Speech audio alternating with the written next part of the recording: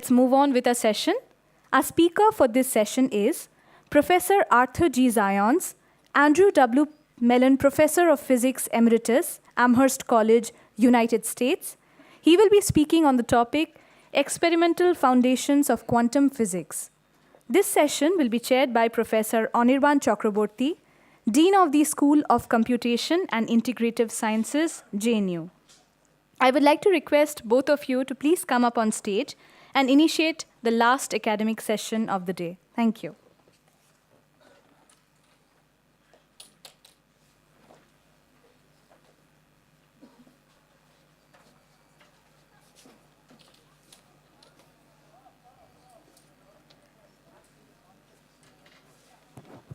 So with the permission of His Holiness Dalai Lama, we start this concluding session of this wonderful conference. And our speaker for this session is Professor Arthur Zions. He has been working as a physicist and teaching in the Amherst College for a long period. He had received his education in engineering physics from the University of Michigan.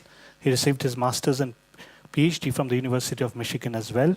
And after a brief postdoc period at Joint Institute for Laboratory Astrophysics at the University of Colorado and the National Bureau of Standards, Boulder, Colorado, he has been at the Amherst College since then. He was also the moderator for the 2003 dialogue with His Holiness Dalai Lama at the MIT. And we are really glad and fortunate that this dialogue has been continued, and we are fortunate to have you in JNU. As you know, that physics is a natural science, and in physics, unless theory predicts or explains what is observed in the experiments, we do not consider that theory as acceptable. And when quantum mechanics started in around 1925 to 1928, when Erwin Schrödinger, Werner Heisenberg, Paul Dirac, they formulated, Jordan Wigner, they formulated this quantum mechanics. The whole of physics was revolutionized, and it took us a long time, almost 20 to 30 years, to actually consolidate these discoveries and both validate with experiments. And many of the questions that were raised were actually not answered immediately.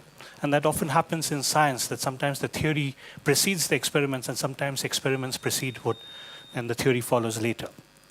So it's very nice that we had wonderful talks in this conference, and we started off with Professor Michel Bidpol, who started with the wave-particle duality, and other distinguished speakers also followed these things. We end with an experimentalist who will be focusing on very sophisticated experiments on the Einstein-Podolsky-Rosen paradox and Bell inequalities, and I think delayed choice experiments and quantum eraser experiments, which are very, very difficult to understand. And I leave the floor to Professor Zions.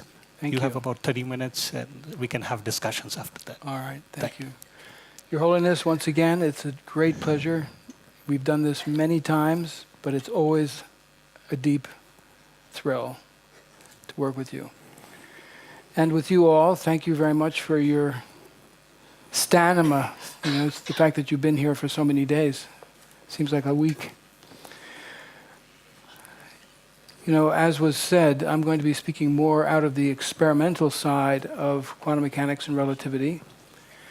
And I do that because I think in some ways it's time to bring it all home. What are the lessons learned? What is it that we can learn from quantum mechanics, Madhyamaka philosophy, relativity theory, that will change the way we see the world, will give us a fuller and more accurate view, and which will therefore become part of the way we encounter the world, each other, and on the basis of that deeper understanding, benefit the world more fully. I think one of the distinctive elements that His Holiness brought to mind is that we come together around this theme of quantum physics and Madhyamaka philosophy, not only out of an academic interest, but out of an ethical concern that if we have a wrong view, then we may inadvertently, without even meaning to, do harm. And so it's important that we understand the nature of our own identity and the nature of the world around us as fully as we possibly can. And so you could say that what I'm going to do is imagine that you're sleeping over at the Dalai Lama's house, and you wake up at 3 a.m, and you're going to meditate a little bit. And you want to wonder, well, what kind of meditation might I do? Well, you could choose something out of Dharmakirti or one of the great Buddhist philosophers on Madhyamaka philosophy, one of the great questions concerning codependent arising and the interconnectedness of all things. Or if you're like me, actually, when you wake up in the middle of the night, you really ponder, and I actually mean this, sometimes for hours, how this can be in quantum mechanics. You just sit there and ponder the impossibility of it. Sometimes I think it's like looking in a mirror. Intellectually, you're looking into a mirror. You have all kinds of habits and ways of understanding the world that make sense of the world, give it meaning. Gets you to the back of the room and over through the doors and into the area for the food. And your habit of seeing the world works perfectly well. But if you're at a quantum mechanics experiment and you're doing the same thing, you're looking at the tabletop with the lasers and the optics and the detection systems and so on, and you're trying to think your way into the experiment step by step. It's like a logical argument in philosophy. You're trying to follow the argument to its right conclusion, and you keep coming up against yourself in a certain way, your own limitations of your understanding.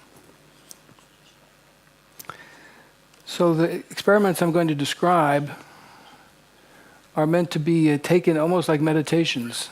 So imagine that we have three meditation options at your sleepover, where we're pondering perhaps Buddhist philosophy, but perhaps also something out of relativity or quantum mechanics.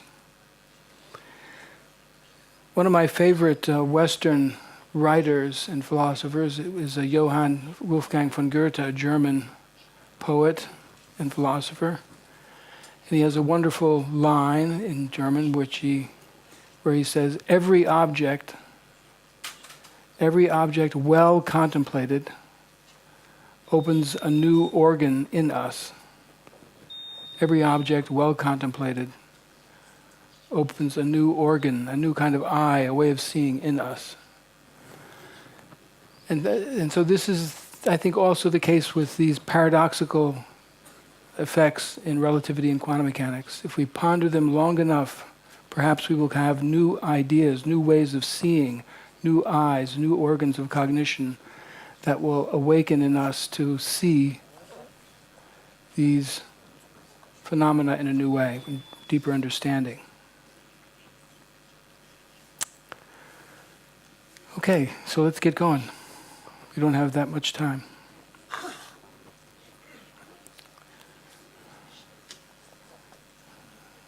Okay. There's one. Okay. Okay, to begin with, we know we've talked already about how the observer in classical physics, in normal classical physics, the observer is a kind of irrelevant or onlooker, and we try to neglect that figure. The observer is neglected. And inasmuch as the observer has certain kinds of experiences like color and sound, and we hear things, we smell things, we see things, in the classical tradition, the classical physics, we declare these to be secondary, and we try to replace them with what are called primary qualities or attributes, like extension, length, size, or mass, shape, things which are thought to be more real, than the secondary experiences that we have, the phenomena. And this has a consequence of leading to, I think, of a materialist, reductive account in terms of matter and mechanism. So the world is explained through this material, mechanistic imagination. And for about 300 years, from 1600 to 1900, this worked in a very powerful way. But the more we came close in the end of the 19th century, beginning of the 20th century, we discovered that this is a deeply flawed way of looking at the world. It was always flawed, but we could get away with it as long as we didn't pay too close of an attention. And we transitioned from that classical world to a relativistic world. Relativity has three main results. What is called the relativity of simultaneity, which is in some sense the root issue.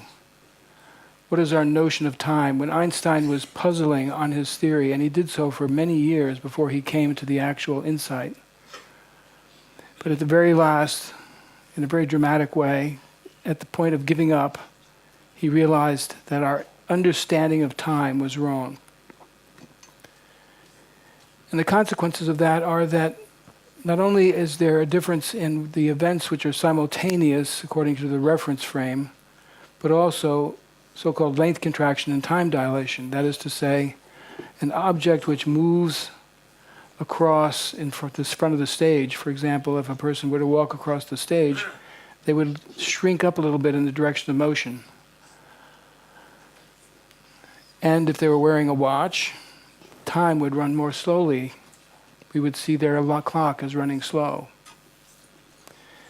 That can even mean you will age more slowly, the so-called twin paradox. And then relativity as a very elegant principle theory with no mechanistic or material account. This led David Bohm to say that the analysis of the world into constituent objects has been replaced by its analysis in terms of events and processes. For events, think phenomena, something happens, Dalai explosion goes off, and processes. What is the process, the time evolution, the way in which this set of events changes over time. So we give up objects, which is the tradition of classical physics. We give up those objects in favor of events and processes. Now let me give you an example of what's meant by this, and this is my first meditation.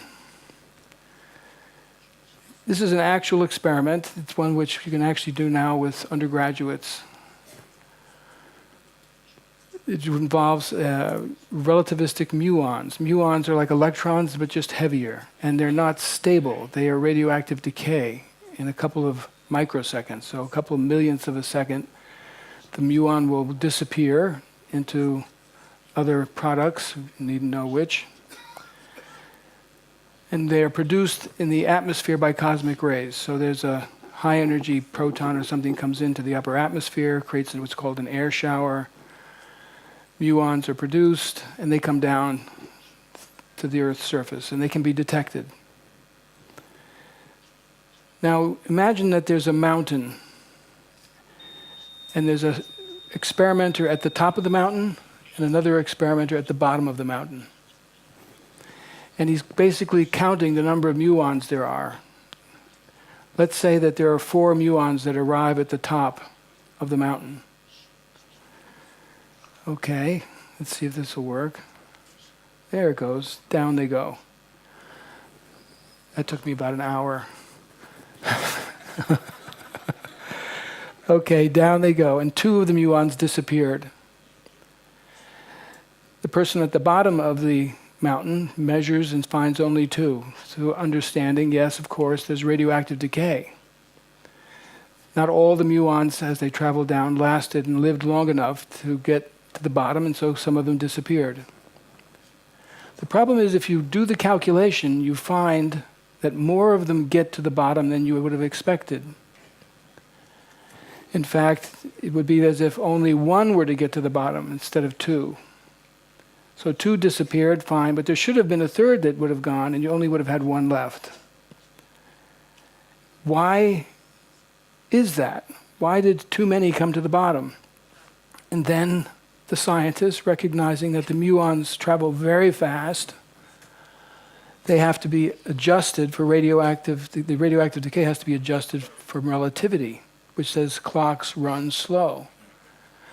So every muon, it's as if they have an internal clock, and the clock is going slower, so 2 microseconds in my situation is not the same as the timepiece in the mountain view, in the view of the person on the mountain. All right? Okay, so the first one says, oh, the reason not so many got to the bottom is because the clocks run slow, and so the radioactive decay takes longer. So you get 2 at the bottom instead of 1. But now, put the observer, as opposed to having the observers in the mountain, put them on the muon.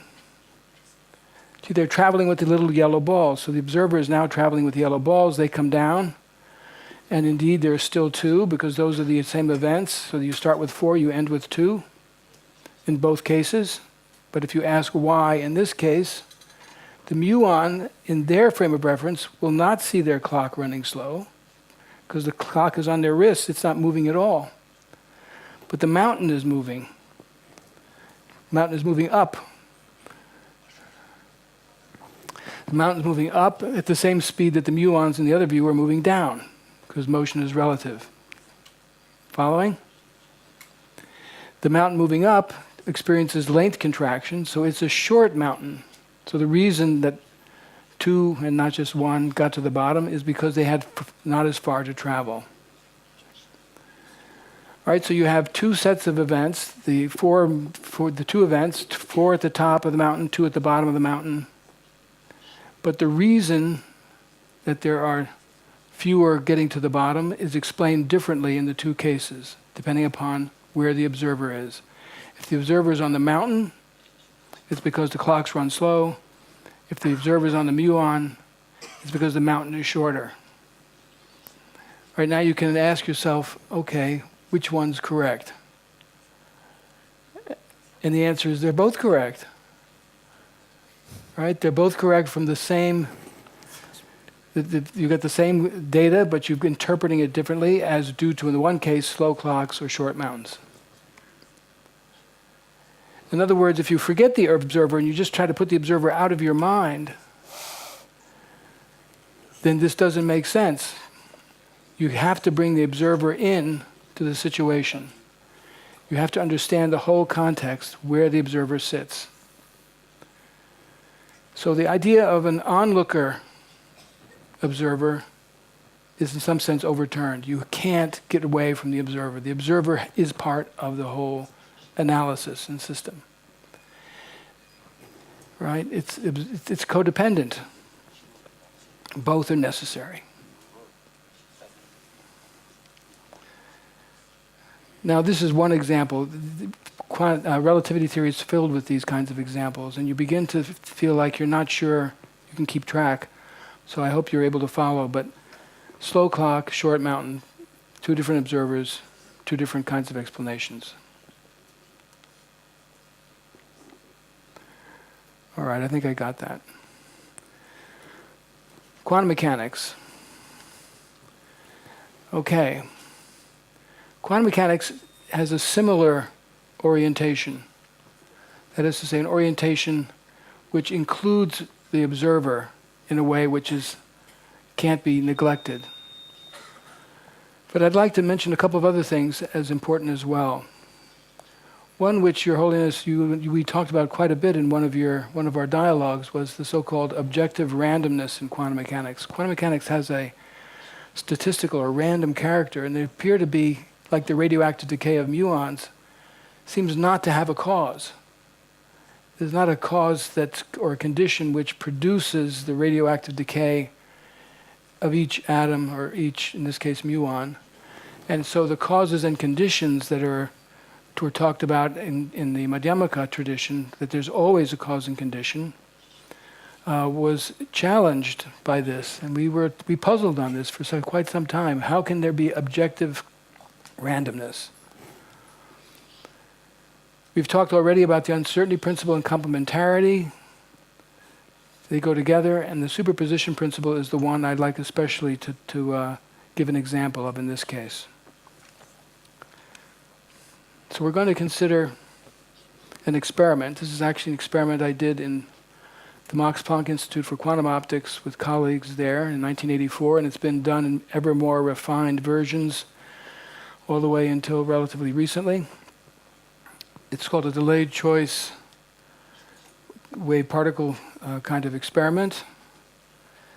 And I don't have a pointer that works, but you'll notice in the upper left that there's a laser source that, if you will, produces, imagine, one photon at a time. This has become increasingly possible with new technologies that you can produce a single photon. A single photon is the smallest unit of energy at that frequency, the smallest unit of energy that's possible. And then you'll notice that there's an angled thing called beam splitter 1, BS1. This is a half-silvered mirror, which means that on average half the light will either be transmitted or half the light will be reflected. All right?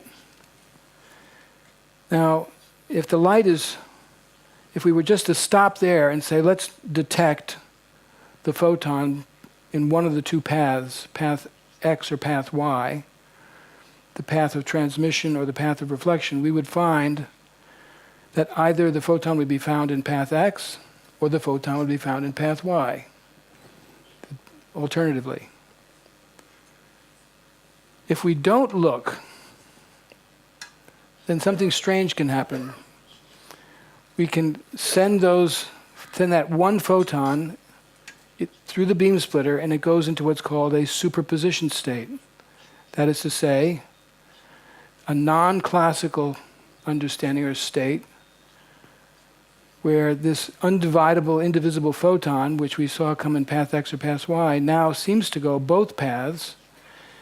There are two mirrors which reoriented towards a second beam splitter, and that second beam splitter is in the lower right, BS2, and there are two detectors you can see there. And what one finds, if one allows that piece to go through, one finds an interference effect. So, for example, one can adjust the path lengths and so forth so that all the photons go to one detector or the other. But it's a wave effect, an interference effect. So the particle comes in, let's call it the photon comes in. In one case, it shows up in path X or path Y, one or the other. But now, make it go through the full system and you see the wave effect. So it's a particle-wave duality effect. Now the delayed choice is the following. You see the place where it says fiber optic delay line. So this is like a rope of or a thread that's very long, and it's a fiber optic which allows the light to travel around in it through that for a few billionths of a second. All right, but it delays it. Light travels about a foot per nanosecond, a foot per billionth of a second. So if you put 10 feet of this, it'll get a 10 nanosecond delay. That gives you time to do some work with the Pockels cell and gland prism, which is to examine what's in path X to see if the photon's in path X or not. So what that means is you can wait until the photon is deep inside the interferometer, deep inside this apparatus, and then, and only then, decide whether you want to run the wave experiment or the particle experiment. See, now normally you'd say, well, once you set up the equipment, it's going to either choose to be a particle or a wave once it gets past that first beam splitter. But what was pointed out by John Archibald Wheeler is that one could run this experiment with this delay, and in that delayed time, even till the last possible instant, just before it reaches beam splitter 2, you can change the configuration. You can change it from one to the other. In other words, there's a fundamental ambiguity associated with the nature and character of that single photon. From the timing, we know that it's deep inside the interferometer and that we can do experiments to check. But is it in both paths, path X and path Y? Or is it in only one path or the other? That's quite different, right? It can either be in both paths, or it can be one path or the other path.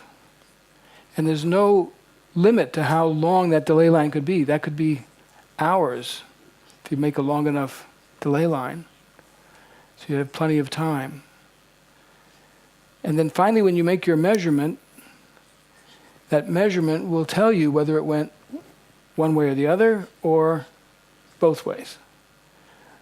But as long after it's passed through that first beam splitter, where you'd think it would have to make a choice. So this is a wave-particle duality experiment, but with the added drama, if you will, of being able to delay for long periods of time the actual final choice of the experiment. Now this experiment can also be run as a quantum eraser, but I think in the interest of time I'm going to delay. So the first one, the relativity experiment, all right, this is where you get up and you have to think about it for a couple of hours in the morning at 3 a.m., right? That one said mountain view, clocks run slow. Muon view, short mountain. Both are valid viewpoints. Here, you have a quantum system, the photon, that can display truly contradictory kinds of properties. And you can delay the choice as to which ones manifest long after it's gone through the first beam splitter.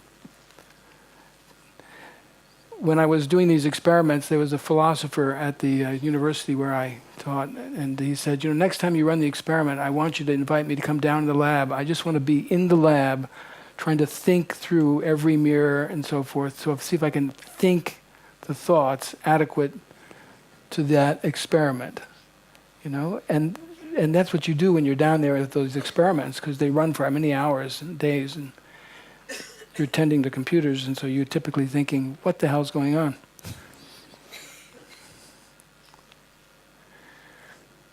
All right, now there are two other ideas, entanglement and contextuality. Entanglement I won't talk about in the interest of time. Contextuality is a relatively, well, it's not so new, but relatively new experimentally. And it has to do with the idea of context and its importance, which again is a major theme we've been talking about.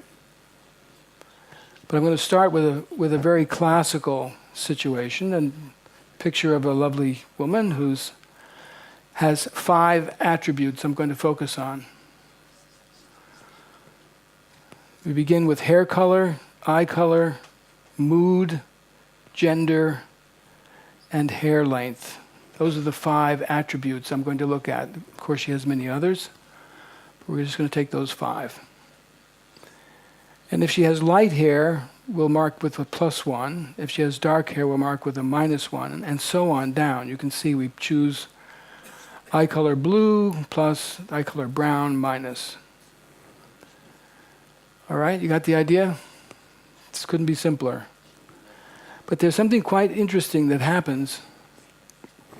If you analyze this woman for that, you can say, okay, A1 is the first attribute, her hair color. I said I'm going to call it dark. Doesn't really matter what you choose, but just choose one. Dark hair. Her eye color, I called it blue. And so forth down.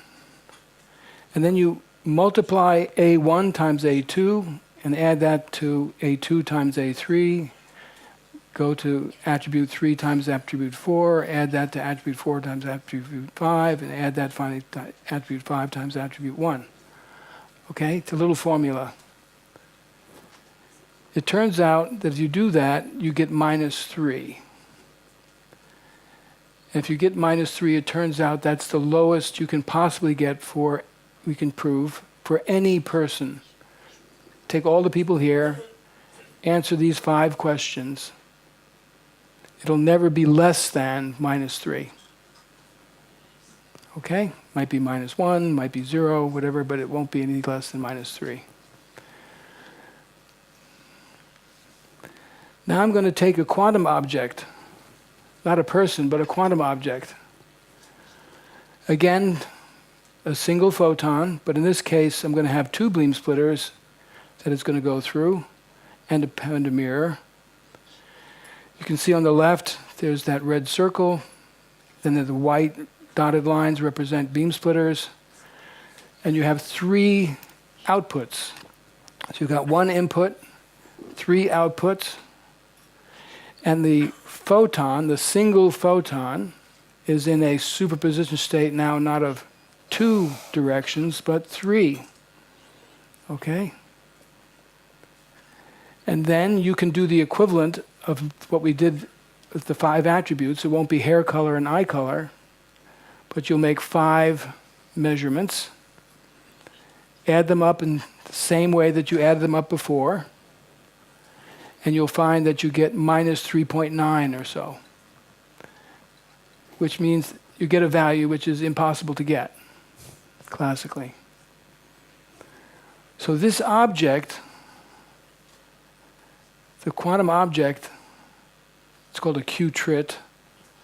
Anton Zeilinger did this experiment, who you know well, is an object which violates the classical non-contextual understanding we have of our attributes. Where the way people describe this is that the attributes associated with the classical system are like pre-assigned. My hair color is light, the little that I have. Your hair color is dark. My eye color is dark, and so on. No hair. But they are, as it were, pre-assigned. In the case of quantum mechanical objects, they aren't pre-assigned. They're not there. They are contextual. They come together. It depends upon the measurements you're making all around them. It depends upon this holistic character of the superposition state of the Q-tret. So now you've got 3 things to meditate on. One is muons coming down, slow clocks, normal size mountain, or muon observer sees mountain short, clock not running slow. Both are right. Observer has to be present. You can't get a consistent treatment without the observer. Second experiment, wave particle, but now delayed. We trying to make sense and meaning out of what we're seeing, so we're thinking it's either a wave or a particle. But we have to make the observation. We have to be in the system. And now this third one, which is relatively recent, that people are doing experiments on this one. Although the idea goes back to the John Bell again. Okay, now we have something that's holistic and does not have pre-assigned attributes. Doesn't have a hair color, doesn't have an eye color, doesn't have a gender, doesn't have a, whatever the 5 are. Until the measurements are taking place, then they fall out, but they fall out in a way which is inconsistent with the notion of pre-assigned qualities or characteristics. So let me summarize. So the observer is not just an onlooker that we can neglect. The observer is, in all of these cases, in a certain way, tied into the system. And in ways that are radical. I think that we can really think of this. Madhyamaka is a radical philosophy. And so also is quantum mechanics. And it's a critique of the classical view. The whole idea of objects, objectification, fails. We are working with events, but events are phenomena. They are experiences and processes. So in place of matter and mechanism, we have events, processes, and principles. And there's this ambiguity about quantum systems. And you might think of it as an ambiguity which is just ignorance. We should know better, we should know more, but there is nothing more to know. And in fact, this lack of knowledge, if you will, this quantum ambiguity can be used in quantum technologies. Quantum cryptography, quantum computers require this ambiguous existence. They become a resource. It's actually a kind of power that you have, that you can make technologies run on ambiguity as opposed to on concrete specificity. You know, Your Holiness, you like watches. Louis Mumford, a historian of science and technology, said the watch, the mechanical watch, not the electronic ones, but the mechanical watch is a archetype, or is the example par excellence of the classical machine. And thinking of the universe and ourselves as machines is patterned on the knowledge we have of the watch. The quantum computer cannot run the way a watch runs. If you looked inside it, it would break immediately, because you'd be asking, which path are you going, left or right? Which putrid line are you in? You would destroy the ambiguity, and it's the ambiguity that we need in order to run the quantum computer. So the quantum computer is not a watch. It's a new kind of machine that runs on ambiguity, but of a very precise kind. It's a strange idea. Quantum contextuality, good enough. I'm going to skip that. I'd like to end with a little video that's meant to be half fun and half serious, which emphasizes the importance of context and seeing things in relationship holistically. Can you turn the video on? Can you go?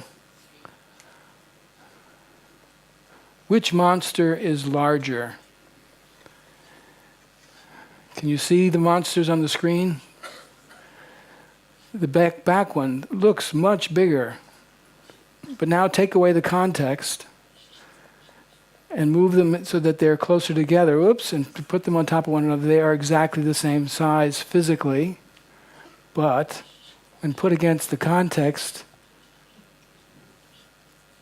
one gets bigger than the other. And then there was a famous person who commented on this. Appearance is something absolute, but reality is not that way. Everything is interdependent, not absolute. Thank you.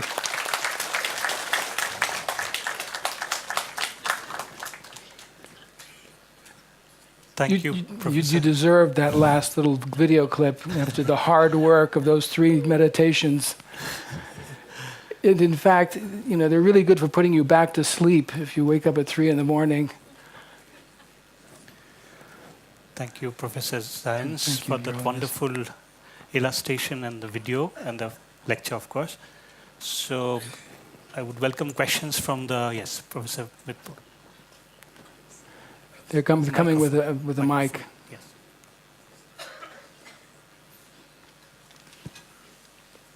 Thank you very much, first Arthur, for one more wonderful lecture. Thank you.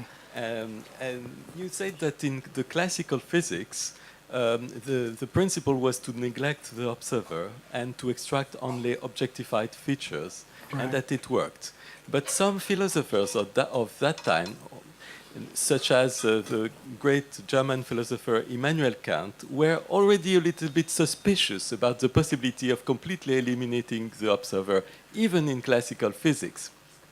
He was thinking of of Galilean relativity, according to which motion is not an absolute feature of each body, but it's only a relative feature of several bodies. And from this thought, he said, okay, but in fact, substances are only made of a set of relations between us and something that he called the thing in itself. So already substances themselves were called relational. Even more, the properties of these substances, according to Kant, were only bundles of relations. some bundles of relations were extracted, and he said everything goes as if they were absolute properties. But he insisted only as if. Only as if. Then I think it looks like, to me, quantum physics has changed something. It's that even the as if clause can no longer be used. Right, Don't you think so? Yes, I can see what you mean. I do think, very often we do think alike on such things, but the as if clause just falls away. It's just bundles of relationships. The thing in itself, do we have any hope? I mean, science in one way is so concerned with experience, so concerned with phenomena, the conventional reality, not the absolute reality, but the conventional reality, that I feel like one's safe in that territory and one's challenged enough by what it presents us with. We just live with the phenomena themselves and elaborate them more and more carefully. I think of mental phenomena, for example, in the tradition, the Buddhist tradition, mental phenomena are part of the phenomenal world, right? It's not just the five senses, but you also have the sense of thought. And it becomes a place of exploration. It becomes a place of inquiry, just as much as physics is an exploration of the material world outside. And one could say if we explore those worlds with telescopes, microscopes, we explore them with the instruments of the mind itself, then that will extend the phenomena we'll see in different, you might say, spectra or dimensions that may have been neglected. And so the task is not to see behind as much as it is to enrich the world of phenomena and to use reason as well as direct perception to understand what it is that's there as lived experience in the phenomenal world and lived experience in the mental world. And then the problem with objectification and ethics that comes then quickly to the hand, I think, is met. We understand our true humanity, and we understand the richness and beauty of the world without having to reduce it to something that, in fact, we can't even imagine. It's because if we could imagine it, there would be a mental phenomenon, right? So it seems to me that these critiques that we're getting now more and more point to this same kind of direction. I think of it as relationship, so bundles of relations, if you will. Everything is relational and contextual. Everything, all the way down. You can't get past it and leave a subjectivity behind. You're going to carry it with you wherever you go. So just accept it, as opposed to seeing it as the enemy, see it as the friend, and build it right into the epistemology, to the whole way of understanding reality. But then commit also to an expansion and extension of your own capacities. Every object well contemplated, every mental object, every phenomenal object, well contemplated, opens a new organ within you, extends the possibility of understanding. And that will be rich enough. And then, to me, also the connections to things like aesthetics and ethics is more natural, because you're in a lived world of experience as opposed to an antiseptic, mechanical world of fanciful imagination. Yes. Hello. First of all, let me pay homage to His Holiness Dalai Lama, and then I want to put one question to the professor. Since through the vigorous study and experimental observation, quantum physics had come to a point that the subtlest entity of any mass or energy is either particle or wave, because it shows both of the characteristics. And finally, it also approaches to say that these particle and waves are interrelated in existence or wave-particle duality. And further, the collapses and disintegration of substances shows that they are devoid of intrinsic nature, somehow coming to the conclusion, emptiness. So my question is that whether the quantum physics is accepting fundamental basis of material origination as emptiness, or in the other in the sense consciousness, or the union of these two, or further trying to find out beyond these two? And if it is, then how they are related to formation, existence, and disintegration states of phenomena? Yeah. Thank you. Let me try to answer that. First of all, I was helped by the example of the table that you gave when you were giving your presentation. Is this a table in its own self and nature, or is this something to which I designate it as a table? If I sit on this, is it a bench, a kind of chair? If I put objects on it like this, does it become a table? What's required? So if we say that this geometry, this structure here, is not a table in and of itself, but it's a table in as much as it functions and is in relationship to a whole set of other things, then it's a table in the conventional sense. But it's empty of that tableness if I take away the relationships. It doesn't have any intrinsic tableness to it.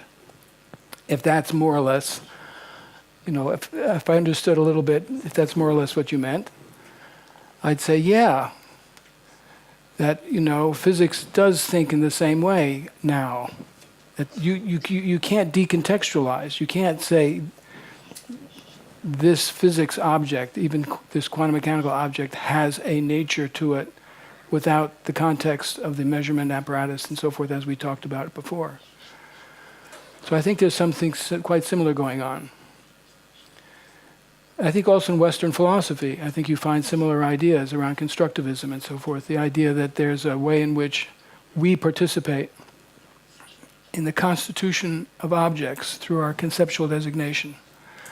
There was a professor at my university who was quite famous for the first day of class. He had a particular room that had a large window that could be lifted, has on a sash that could be lifted up. And in that first class, he would take the students and he'd say, "Follow me." And he would throw the window open and step out the window. And it was not a very far drop. Theodore Baird, I guess. And then he'd walk around the building and come back in through the door. And he says, "Now, was that a window or a door?"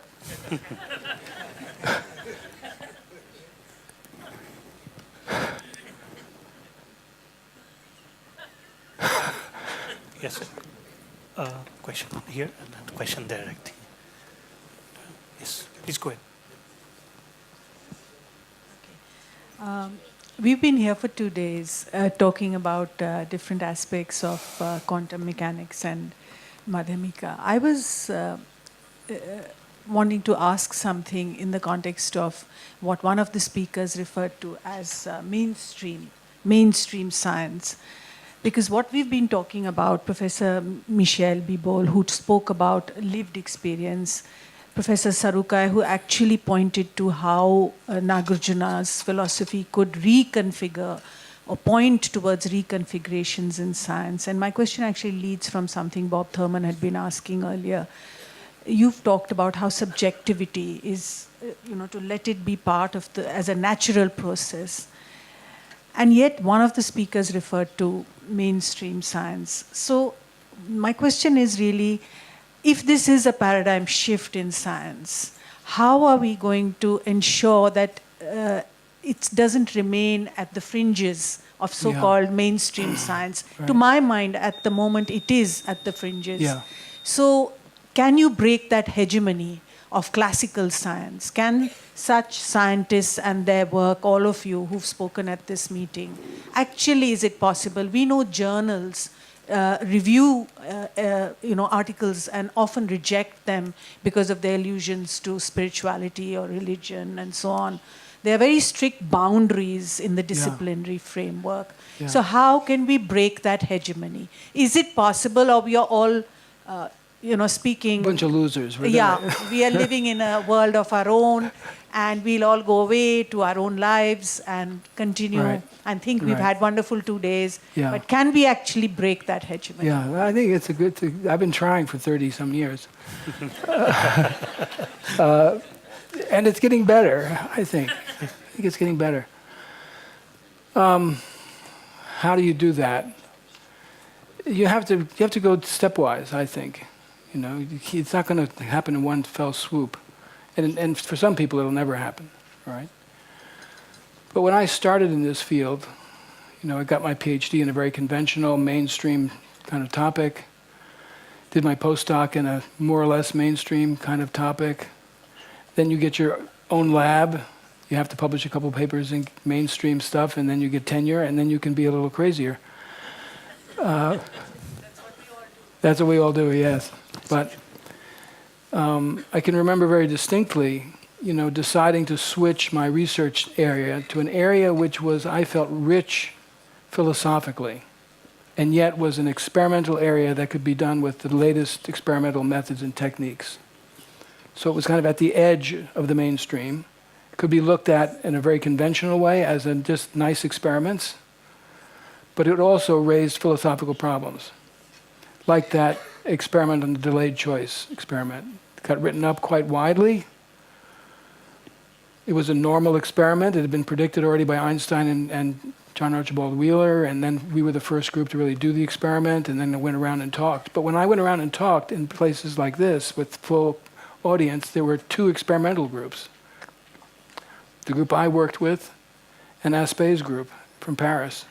Everybody else was a kind of crazy theorist with a Marxist agenda or a quirky theory that they were definitely outside the mainstream. Now, when I mentioned quantum computers, they run off of the kinds of things that were considered to be a little bit on the fringe before. That whole field has exploded. There are billions of dollars of research money going into that area. All right, so that's a dramatic shift. Everybody's trying to apply their experiments to quantum computation because it gets money. But do they take any of the philosophical implications of what they're actually building in the lab? Are they taking the philosophical implications seriously? Some are, but most, I would say, do not. They just want to make it work. Physicists can be very pragmatic, They're in there trying to plumb the vacuum systems and get the 26 lasers running all at the same time and highly stabilized. And you got hard work. And you can do the math, so you can crank the crank and do the calculations, and you get these bizarre predictions and so forth, and you make use of them to make exponentially increasing faster computers and solve problems that could never be solved before. Fascinating, but fascinating technically. And then to switch to the philosophy, which is where we are here, what are the implications of the new relativity in quantum mechanics for how we understand ourselves in the world? Some are interested. Michel is one of the leading people in the world in this area, and especially, I think, leading in the way that he and I both feel that this phenomenological turn, where subjectivity is not pulled out and a new kind of objectification is put in, but where the full possibilities of experience are still latent. One of the great problems has been if the world is objective, how do you account for seeing red, the so-called hard problem? How do you account for any subjective experience? But if you build it in the beginning, and don't try to get it out, because quantum mechanics, relativity seem to say, listen, the observer's in there, just bring it in the right way, carefully, thoughtfully. Maybe we'll begin to open a door into the direction you're pointing to. All right, so you've gone from a very kind of out of the mainstream situation to something where quantum computation is big business now. It can begin to draw people into this kind of dialogue around what does it mean? Do we really understand all of that, what's in the lab? And then I sometimes imagine we have quantum technologies. I mentioned the Dalai Lama's watch. So we got to get him a new watch, which is the quantum watch, And you said you used to like to take it apart and put it back together again to see how it worked and so on. And when children are running around with quantum toys and quantum watches on their wrists. And they'll be kind of toying with it and say, I wonder how this thing works. And then they'll be trying to conceptually designate like the table or the clockwork. But now they'll have the challenge of thinking that new technology that's around them. And we may have to wait until that point in time where the young people are so flexible in their thinking that they can think new kinds of thoughts with the same ease that we can kind of walk around and get around in the room. That maybe Goethe's right. Every object well contemplated. Well, contemplate that. It'll be the new Apple Watch. We'll run out quantum computation. Then maybe we'll understand it. In the meantime, you can get up at 3 in the morning and ponder. Invite a friend. Thank you. One lady question. Yeah. Yeah. Microphone to her. The woman here on the left, I guess. I think that's what. Hello. Hi. I'm not a physicist, so it might be a little bit basic question. In this experiment you did at Max Planck Institute, Yeah. After making the decision for one pathway or the other, can you still change the decision? Yeah, you can change it all the way to the last, where it hits that last beam splitter, BS2. Okay? You come in, Yes. and then there's a beam splitter, and it goes either transmits or reflects. Yes. And then it can go a ways, right? And you can keep changing it back and forth. You can change dither it with your mind, and move it in and out until it's detected, basically. So you can even, one of the quantum eraser is a very curious thing. The quantum eraser basically says, okay, if you detect which path it went, X or Y, it destroys the interference, and you see a particle-like behavior. All right? But when is the measurement made? If it's not made in your consciousness, if it's actually out there in the world somewhere, then you can say, all right, let's put it into a detector, but let's take the detector and have the detector be just one atom, because it's too complicated to do the math for the many atoms in the detector. So just have it hit the atom, and that's the detection event. Either the X atom or the Y atom. Okay, and then you go and you look and see, okay, X atom was excited, so it went in the X direction, or the Y atom was excited, it went in the Y direction. Okay? But then you can say, wait a minute, let me erase that information, the X, Y information. By combining those two directions, there's really only one particle still, but combine those on another beam splitter, and you'll get a higher order interference effect, and you've erased the information that was in the. You thought you made the measurement, but you didn't actually, because you can erase it. So this is one of the questions that, which again is the paper I wrote, but Marlon Scully came up with the idea, and I contributed some stuff to it. But you think you know when the end has happened and they have declared wave or particle, but they haven't. So the mystery keeps going. So when you said, how long can you keep this thing going? Quite a while.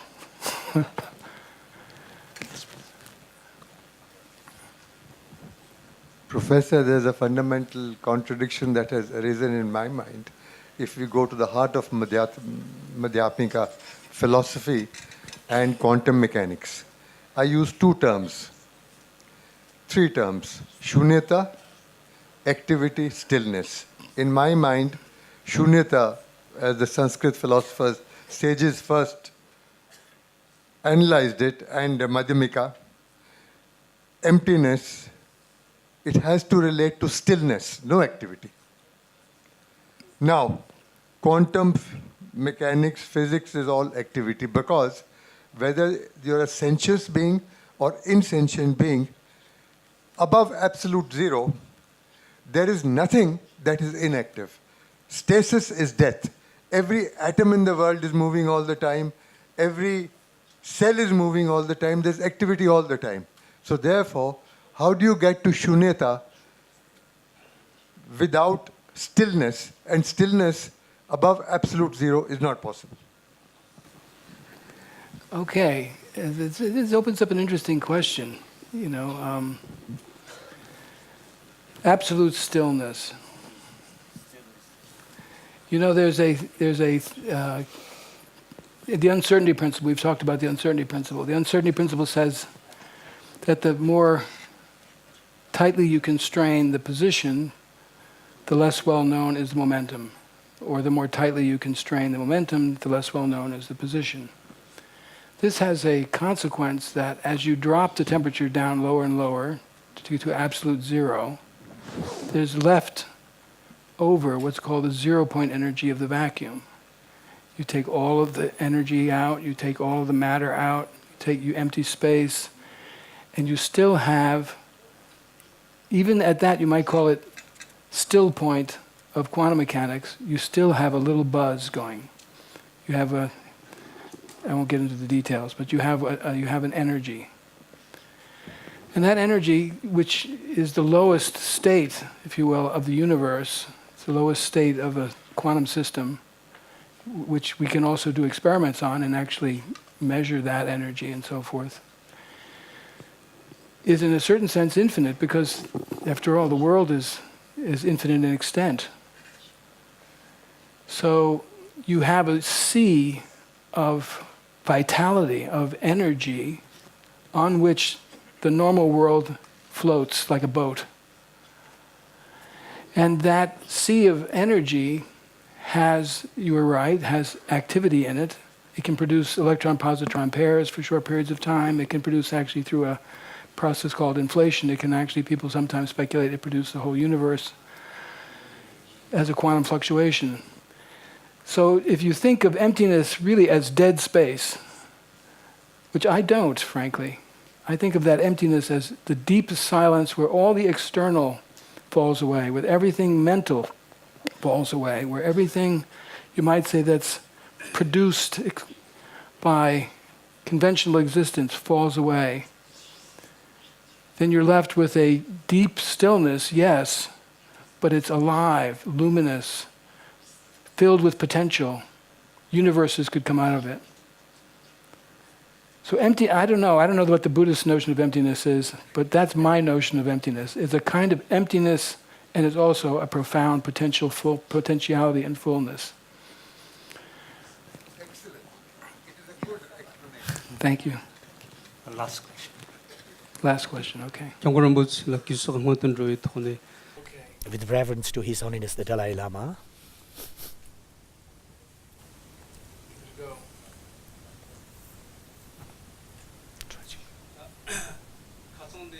yes,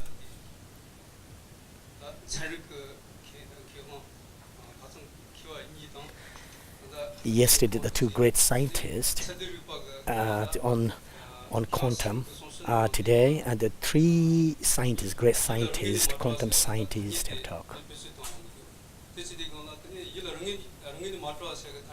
Means no intrinsic nature, because I have learned. Is it been explained in the quantum physics about the intrinsic nature, devoid of the intrinsic nature of the particles?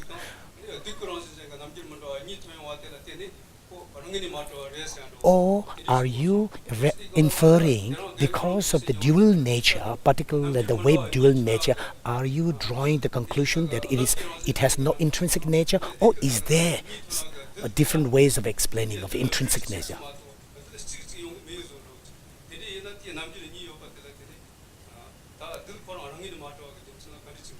How can you infer, just because there's the dual nature of the wave and the particle, how can you infer that it is intrinsic? It has no intrinsic nature.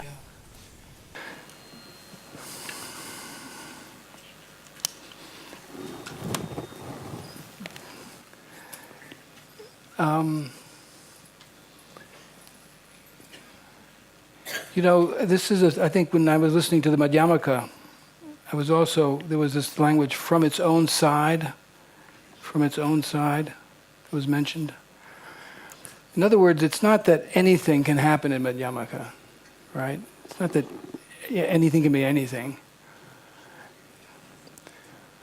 But if you ask, again, the table, does it on its own have an intrinsic tableness to it, completely devoid of context?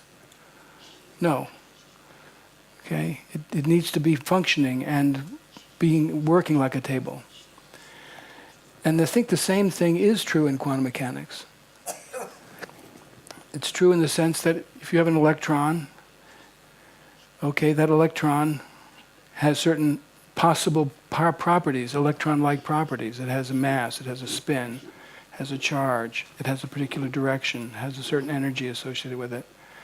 But those, when I say those terms, they all presuppose a measurement system. They all presuppose it's functioning like an electron, if you will.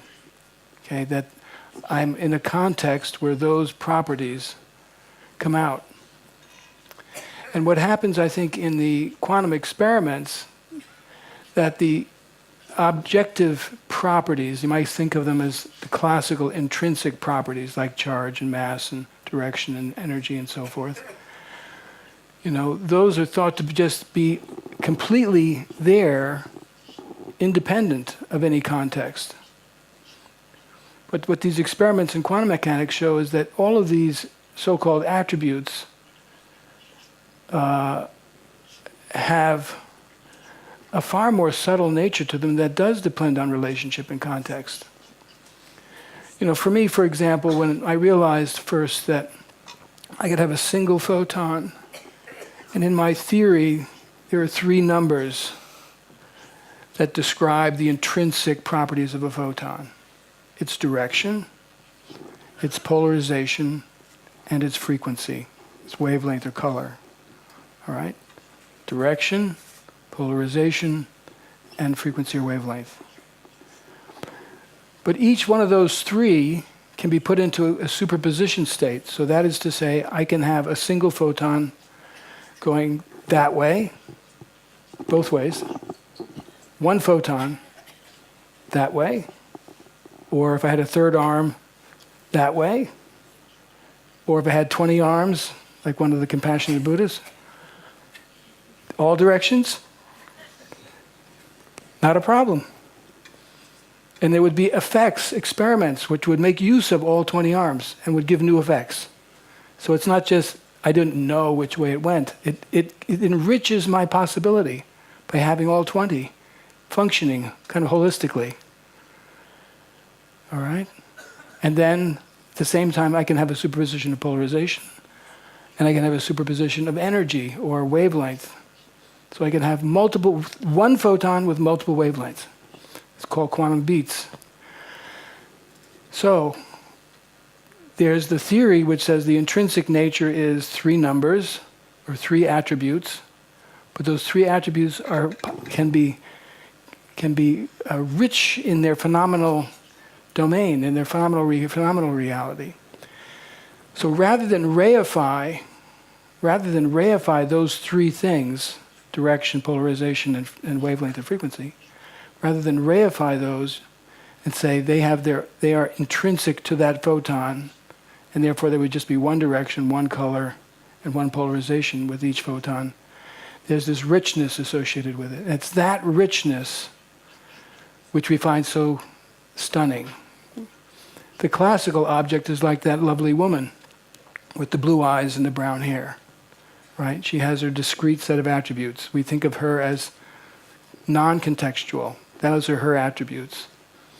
Of course, if you do the subtle analysis at the Madhyamaka level, then you find there's no deep, intrinsic, absolute existence of those as well. So in that sense, they run parallel to one another. So thank you very much, Your Holiness. Once more, it's been a pleasure working with you and answering your questions, I hope. Please feel free to talk to me also. Thanks to the organizers who were so kind to organize this, both from the Dalai Lama Trust and from the university at JNU. It's a privilege to be here. Thank you, Your Holiness.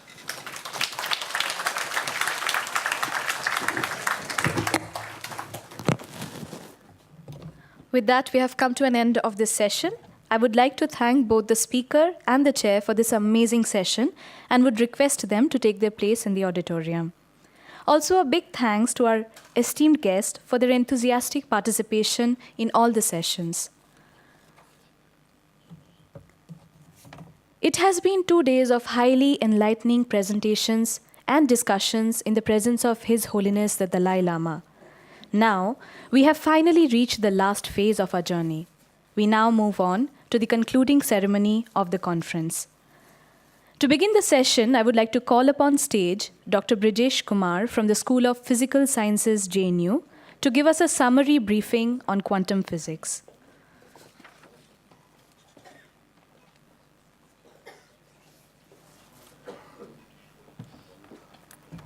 Good afternoon, everybody.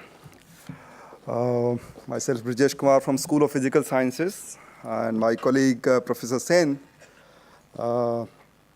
asked me to summarize formally the quantum part of the discussion of this conference. Now, I must admit that it is really a difficult task. We have had 2 very engaging days of such a wonderful meeting on themes which are tremendously difficult and I would say rather obscure to ordinary minds, unless you are extraordinary. But nevertheless, I'll try my best to, in next 10 minutes or so, to give a gist of what all has been discussed or said or done in this August gathering by distinguished people. Let me start with a brief personal note. My serious initiation into quantum mechanics happened in the Indian Institute of Science, Bangalore, where I did my PhD. And in fact, I'm glad to see Professor Rajaram Nityananda, who was one of the teachers who taught me quantum mechanics. And he was a chair of a session yesterday. He's a very interesting person to talk to. In fact, it is also in Bangalore that I, for the first time, got an idea of what Madhyamaka philosophy is. And it's an interesting small connection. One of my teachers in Bangalore, his name is Professor T.V. Ramakrishnan. He's a distinguished physicist. And his father happened to be a very distinguished philosopher. He lived most of his life in Banaras Hindu University. And I mean, I'm not a person from the field of Buddhism or Madhyamic philosophy, but I'm told he was one of the truly eminent philosopher of the field. And he wrote a very scholarly book called The Central Philosophy of Buddhism. His name was T.R.V. Murthy. And so purely out of enthusiasm, I just went to the library and fortunately found a copy of it and got some sense of what Madhyamaka is. But that was my beginning and end of Madhyamaka. And I had to do my calculations and submit thesis and, of course, do all that is necessary as a professional physicist. But the point is, as the ideas of quantum physics slowly grew upon me, began to sink into my young student mind, it also became clear to me that quantum mechanics at an operational level is a simple theory. Its operational structure is rather simple. It also introduces and brings home a somewhat nice and simple terminology to describe your physics. You talk about system, its state, just like we talk about the state of a human being. We talk about state of an electron. And just as we do manipulations every day in everyday life, electrons do manipulations for themselves under the influence of whatever external drives and agencies they have. So at an operational level, it's a prescription which is very well defined, and one can learn it with some effort. But at a conceptual level, I also realized it was a terribly difficult subject to grasp and fathom, and maybe one lifetime may not be enough to understand it or its implications.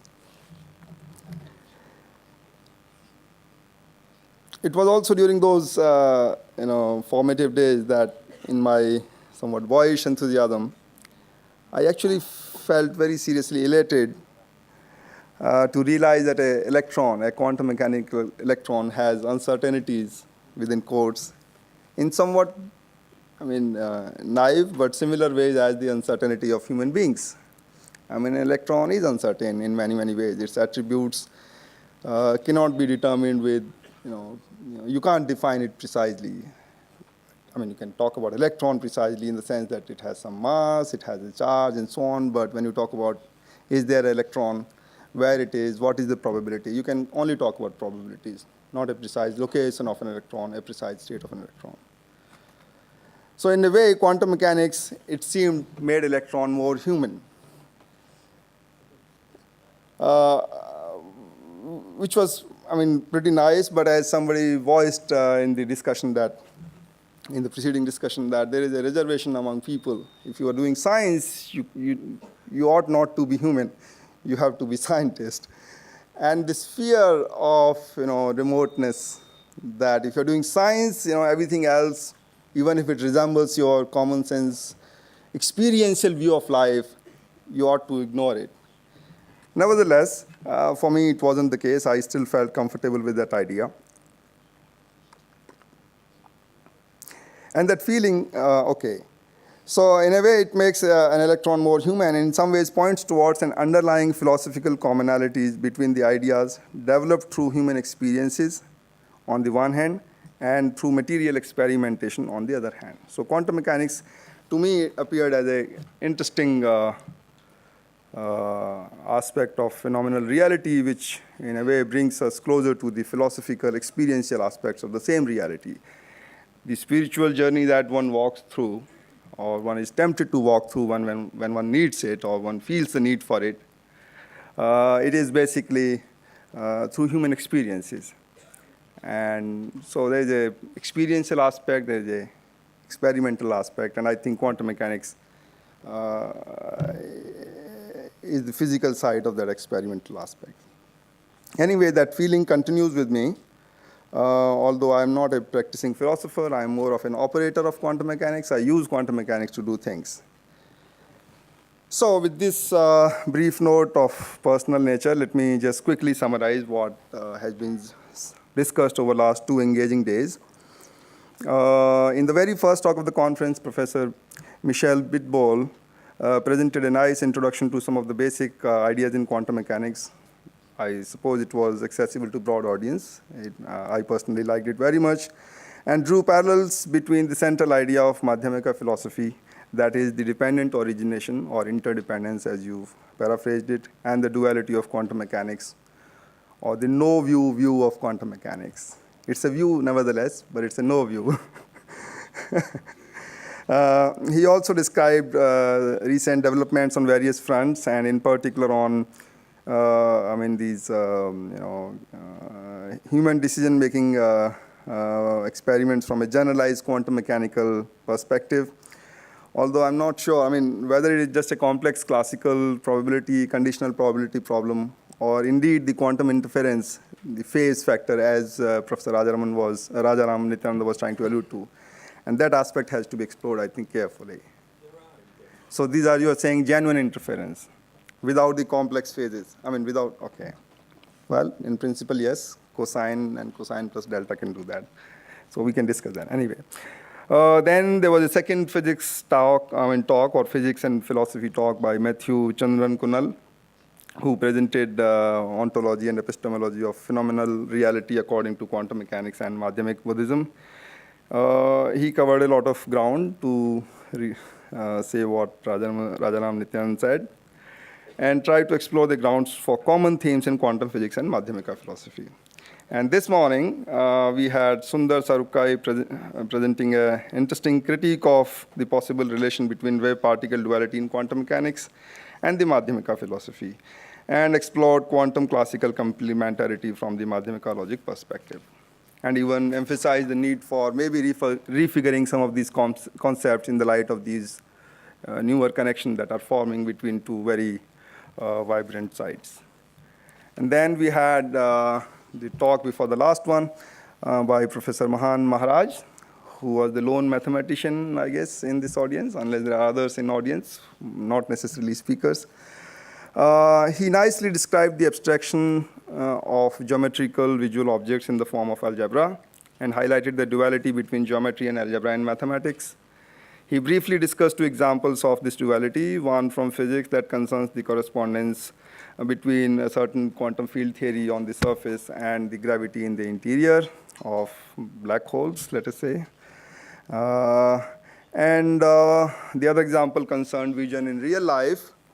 And in fact, it was clear that it excited people, and there was a lot of interesting discussion after that. Interestingly, the discussion that followed led somewhat naturally, I believe, to the notion of dependent origination. That is, the things look as they are seen. There is no intrinsic figure of merit in an object. You see what you see. That's it.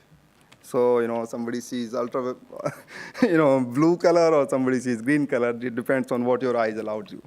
So in a way, this is a nice, simple case, in my opinion, of dependent origination of the phenomenal reality. And finally, I don't have to say much. The last talk is fresh in our minds. Professor Arthur Sayong presented or shared his insights on the role of observer in classical mechanics and how relativity and quantum mechanics forces us to bring it into the mainstream rather than as a pure onlooker, and then also described some experiments on the foundation of quantum mechanics, for instance, interference and quantum contextuality and so on. To conclude, the conference tried to explore various connections between the idea of dependent origination, which is central to the Madhyamaka philosophy, and the duality in quantum physics, or in physical sciences in general. I'm sure it leaves all of us enlightened to varying degrees, more or less. It depends on each individual. And maybe confused to various degrees, because these are very difficult, heavy ideas. I mean, I don't know, 2 days of heavy discussion on heavy thoughts is not an easy thing to digest. Nevertheless, I'm sure everybody is excited enough to explore some of this as per their interest. Thank you very much.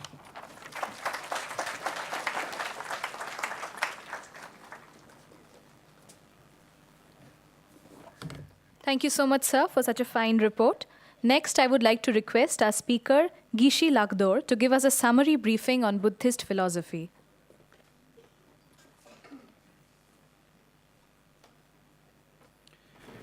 With obeisance to His Holiness and all the learned scholars and the audience, I will take minimum of time because with such august gathering, especially with His Holiness, I really have nothing much to say. But somebody has to say something, so I'm here. And I will not try to give a synopsis of what the learned Tibetan presenters have presented, but I will speak a few lines on how the Buddhist philosophy came into being. Because if you look carefully, the Buddhist philosophical view came into being because Buddha was concerned about removing the sufferings of sentient beings. And when looked around what are the causes of the rampant suffering that is there among the sentient beings, what he found was that much of the problems and sufferings were product of ignorance and lack of knowledge of the reality in many facets. So therefore, one of the first teaching that he gave was the 4 seals or 4 promulgations, which talks about the impermanent nature, the suffering nature, the selfless, empty nature, and the possibilities of transcending suffering and achieving liberation. So therefore, if I try to summarize the philosophical viewpoints of all the Buddhist tenet systems, they are primarily talking about the reality or the way things are according to their own philosophical viewpoint. So through that way, they have tried to address the multifold problems that sentient beings are suffering. So therefore, each of these philosophical systems are very, very important for an ordinary people who doesn't have that kind of insight into the subtle realities. So therefore, ignorance is the lack of knowledge of the reality in many ways. So therefore, it is by understanding the knowledge and the reality that you will be able to address many of these problems. And in fact, it is in this context we have this very famous kind of anecdote once where Buddha was asked about the origin of the universe and so forth. He did not show much interest about the metaphysical questions. And he was basically saying that, look, forget about these metaphysical questions. We have so much problems here to deal with. And it's important to address these problems, then get completely lost in metaphysical questions. So I think that says a lot for our day-to-day life and practical purposes. And also with this conversation between Buddhism and science, even if you look at this original word, the science, the English word science, which comes from the Latin word scientia, which means knowledge. So at least from my perspective, they are saying that much of the physical related problems that we are encountering today are because of lack of knowledge. For example, if you don't have the knowledge of making the air condition, you have to sweat in the heat. So it is with knowledge that much of the physical related problems have been solved. And likewise, the Buddhist philosophy is saying that ignorance is source of the knowledge, the source of the problem. That primarily means the internal mental afflictive emotions and thereby the host of suffering. So therefore, Buddhism is also saying that you need to have knowledge. So here you can see the parallel or the similarity of these two viewpoints. So therefore, with regard to finding the ultimate reality, one very interesting Buddhist explanation, and also which conforms to the scientific explanation, is that when it comes to understanding the reality, you should not be relying on some authority or relying on some blind faith. One should find the truth through reasoning, logical analysis, and personal experience. And there also we have so much similarity between science and Buddhism, because in science it always says everything is uncertain. You cannot answer anything with perfect kind of understanding. So therefore the scientists are saying doubt, doubt, doubt, doubt. And in Buddhism also we talk about three types of doubt. That one should first be skeptical, because when it comes to removing the wrong consciousness, you need to be skeptical and you need to have doubt. So first you develop this doubt called doubt tending towards what is not fact, and then you do more logical analysis, then gradually you develop this doubt which is called the equilibrium doubt. And then you do more analysis, then you develop a doubt which is tending more towards the fact, and it is in this way that you will be able to gradually understand reality. So therefore, what is really important for us is, we can even use the word, the epithet, the name that is used for Buddha. The Buddha is called as Sangye, one is fully awake. That means we are not awake, we are sleeping. That means we are sleeping in ignorance. So the much of the problem that we are having is not paying attention to the reality and just going after the appearances. And my other Tibetan scholar friends have spoke about the two truths. So basically it means like much of our life is spent in the conventional truth, running after the appearances. And appearances are deceptive, they're attractive, they're colorful, and we get completely lost into it. And especially in today's world, with these very shiny gadgets, mobile phone, iPhone, and so forth, you get more, caught into this glamorous life of the conventional truth. So therefore, all these Buddhist teachings, they are saying that it is not a good idea to get lost into the world of appearance and the conventional truth. You must go deeper and see the ultimate truth. And when we go into the ultimate truth, then the interesting thing is there you will find the sameness. And that sameness is extremely important, because much of the problem that we are encountering is due to lack of harmony with what we think and what we do, and due to lack of harmonious understanding of the law of nature. Because at the end of the day, if you want to have that long-lasting peace and happiness, it has to be cultivated from within by cultivating a mind which is in harmony with the law of nature. So I think that is more or less what we have been discussing. And what is really important at a kind of conclusion, what I would really like, this is my personal feeling, what I would like to say is that, like with regard to the Madhyamaka philosophy, all my other Tibetan teachers have really expounded on that. And even when I was listening to the science scholars on quantum physics, I felt like I'm also again listening to the Madhyamaka viewpoint. So there's so much similarity about it. Now the key question is, what are we going to do with these philosophical viewpoints? how can we inject this philosophical viewpoint into ordinary life so that there is a transformation in our day-to-day life. Because at the end of the day, science may be very important, Madhyamaka philosophy is very important, but at the end of the day, my personal feeling is it is not science which will change the humanity. It will not religion which will change the humanity. It has to be the human beings themselves who has to change the world. So therefore, it's important to find a strong way and means to transform the human way of thinking, change the humanity. So that, I think, is the greatest challenge that we have. And with His Holiness's vision and with the cooperation and participation of all of you, I'm sure that with this kind of process, we'll make our own small contribution in making the human life much better. Thank you very much.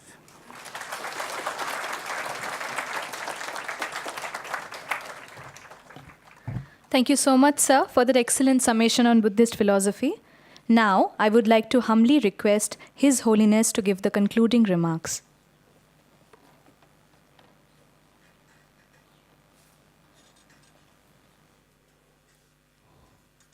What to say? I don't know.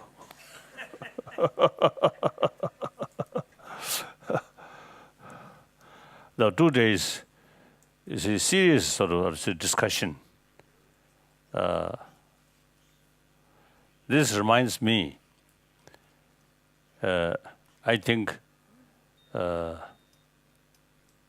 since Nagarjuna come, then I think through several generations, you see, the serious sort of also the philosophical views you see discuss. So, it's different views develop. I think Buddha you see, give them also the right to interpret according to their own way. So nothing, something fixed. And Buddha, as I think the other day I mentioned, Buddha, you see, his followers should not accept his teaching out of faith and out of devotion. See, must carry investigation and experiment. In order to carry investigation, as Dalai mentioned, the doubt, skepticism, even Buddha's own word. Then question arises. Question leads investigation. Investigation and the experiment then find answer. So now modern time, now 21st century, as I mentioned the other day, many my friends, many scientists, like other, you see, really showing genuine interest.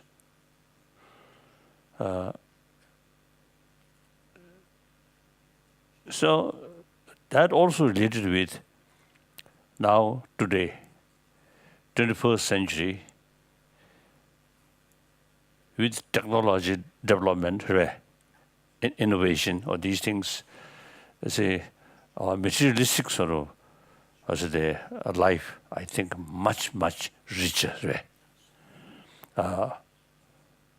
But there's no guarantee. The full sort of materialistic sort of, because the values or facility in there, no guarantee to bring inner peace. That's very clear now. I think these new sort of technology or new knowledge, in a way, sometimes become disposal of anger, hatred. So that's why you see more technology, these things is development, is a destructive power increasing. So therefore, it is not right we just remain indifferent or let them kill, let them die. So long, nothing happened, your own body. It is totally wrong. we are a social animal. After all, our own future depends on rest of the humanity. Rest of the humanity happy. Suddenly we get benefit. I think each of you, myself also, when I sort of visit different place, when you see people show smile and friendly attitude, I feel very happy. If the place, suppose the place where nobody smile on you or showing negative, I won't go there. So even animal, where more friendly attitude, dogs, these appreciate. So I often is telling, mosquito, I don't know. You see, so I have some reason, you see. You know, when my mood good, then occasionally I give blood to mosquito.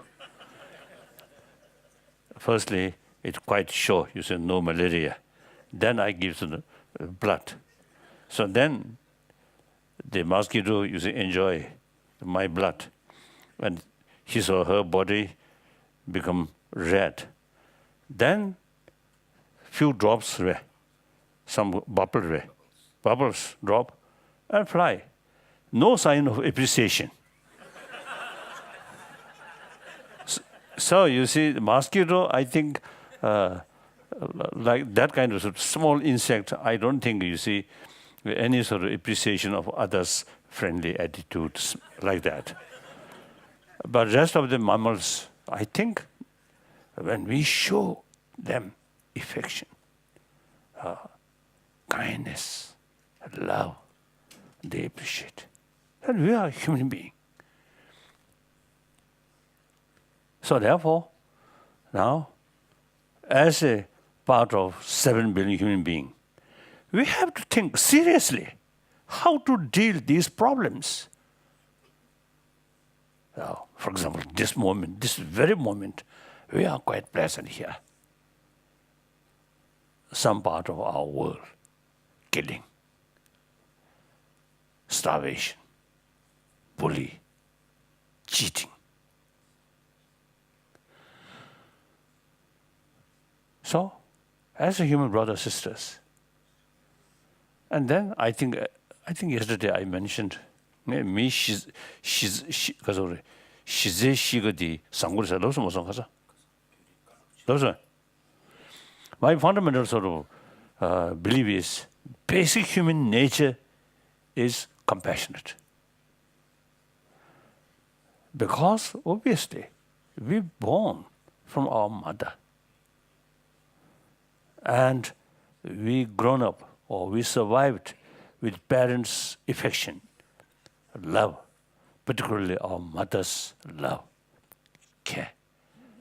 So that's our life. 7 billion human beings' life start that way. Therefore, in deep human sort of mind, the appreciation of others' affection is there. So anyone who have the experience to appreciate others' love, they also have the potential to show other affection. Then, because of our life started that way, now according to scientists, the constant fear, constant anger is actually eating our immune system.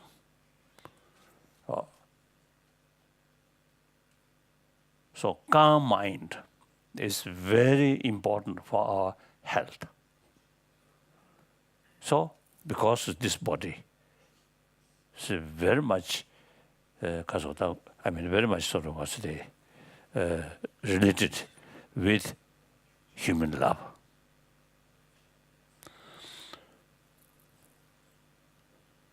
And then our common sense. You see, each of you, you have your own neighbor. Look, your neighbor, the amount of genuine happiness, joyfulness, very much related with their sort of friendship. Maybe poor, but full of trust, full of love. That family really have joyful life, happy life.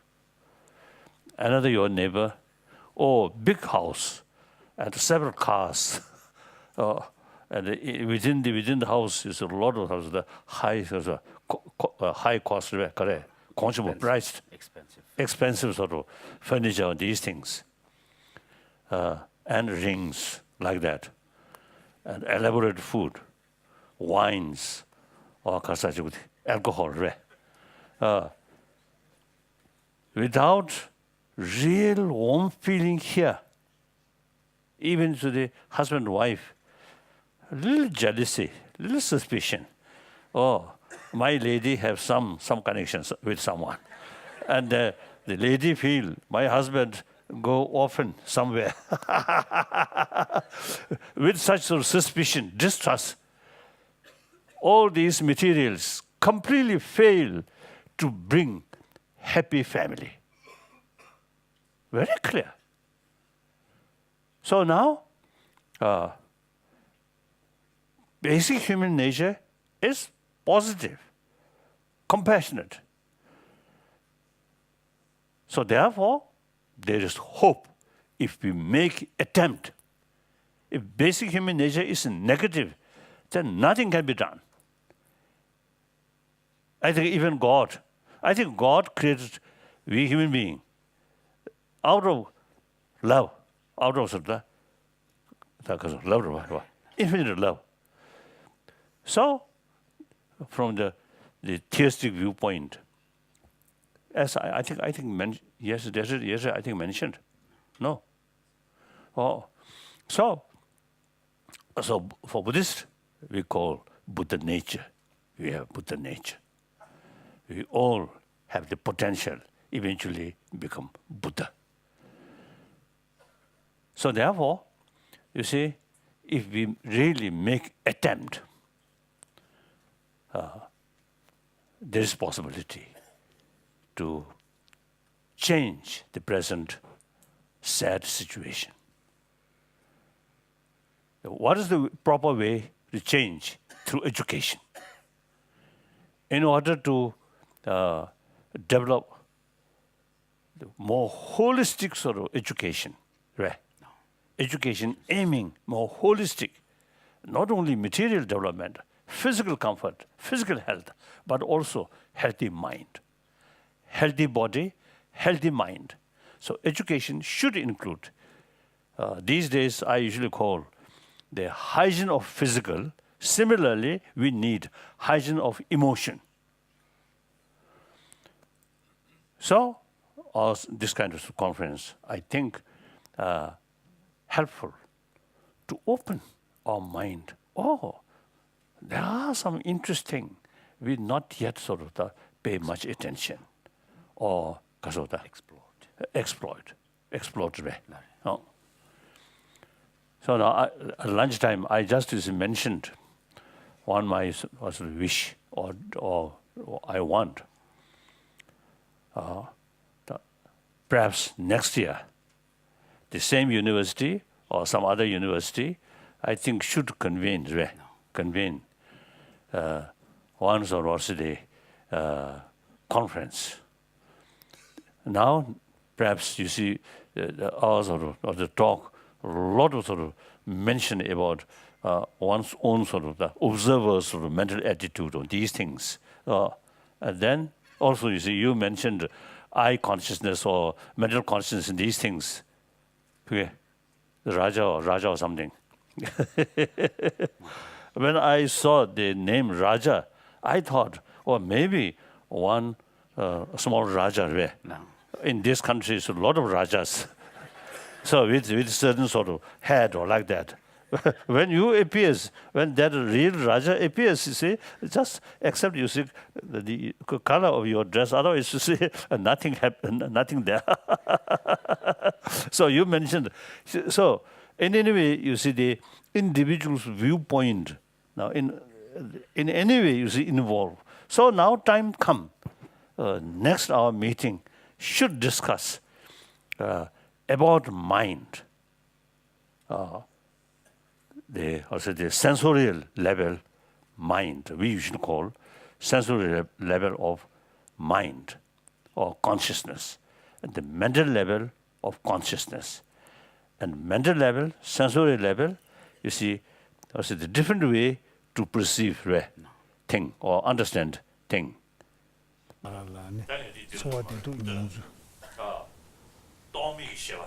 Any non-conceptual mind.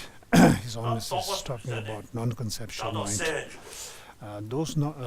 When you say conceptual mind, it is not direct perception. Whereas conceptual mind, non-conceptual mind is an indirect perception of the object. When you say emptiness, emptiness is a pure negation. There's no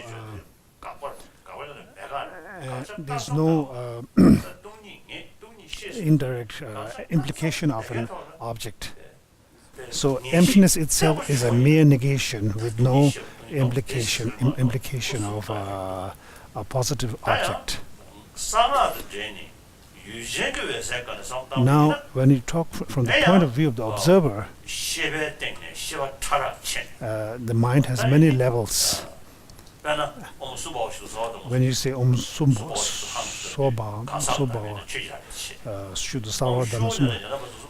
the first tool shows the selflessness of the person and selflessness of the self. So these are short taught in the Prajnapada Sutras, but in Tantra,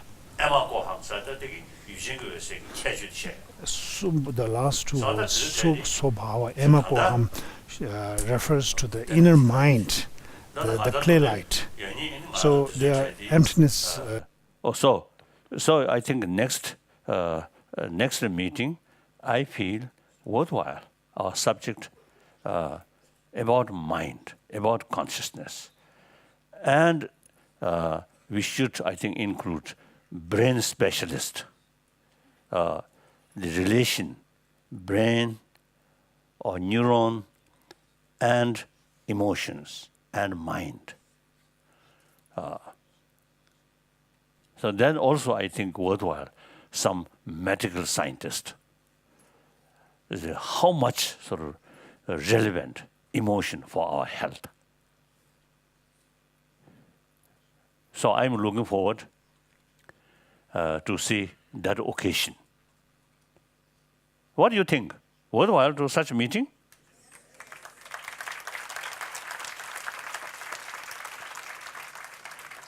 Although these very, very small sort of contribution, small step, but that's the way. Make more awareness to more people. Then eventually, I think actually we already involved in secular education field. See, because of the secular ethics education about secular ethics should include. Last few years, our institutional Mind and Life already carry, the experiment, pilot project. So actually, I think this, because of the recent work, I think October, no. I think August or something. You see, we already planned. But because of my health reason, then cancelled. Otherwise, you see, I think Emory University, isn't it? Amherst. Amherst. October, right? Right. October, yes. We already planned, but then cancelled. So I'm looking forward. You see, such sort of, meeting discussions. We already get some material. This secular ethics, how to teach the secular way, so that it can fit in secular education field. That that will be universal. Any ethics based on religion never be universal. There are so many different religious traditions. And also, a large number, over 1 billion non-believer. So, strictly secular way, educate, these inner value. From kindergarten up to university level. So we already draft already there. So eventually, first we have to raise interest about these things in academic field. Then I think more and more people may pay attention about this new curriculum like that. So that's all. So please think these things ultimately your own interest, and also interest for well-being of 7 billion human beings. Of course, when we think, these sad sort of event, so sad thing, sad situation on this, our planet, it's really sad. When we saw these sad things, crying or sad, it won't help. Or pray to God, to Buddha, not much help. As I mentioned, I think yesterday, I mentioned, problem we started. So now we have to find ways and means to reduce this problem and finally eliminate these problems. Perhaps we can seek some help from God, from Buddha. But the main effort must come from we human beings, isn't it? God or Buddha always remain mysterious level, very beautiful. So we should be considered like, or acting like messenger or behalf of God. We should make every effort, to promote love, affection. So that very much related with the sense of oneness of 7 billion human beings. If possible, then further goes a sense of oneness of entire sentient being. Then beef politics, won't happen. Like that. I think India, this country, I think vegetarianism, very strong. These, I think, we should promote. Me personally, India's vegetarian food is very, very tasteful. The Chinese non-vegetarian food, wonderful. But vegetarian food, sometimes not much taste.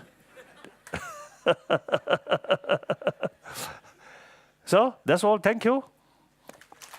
Also, of course, I have to say thank all the speakers and also the university, the concerned the officials, and of course the Vice Chancellor. So I very much appreciate. Thank you.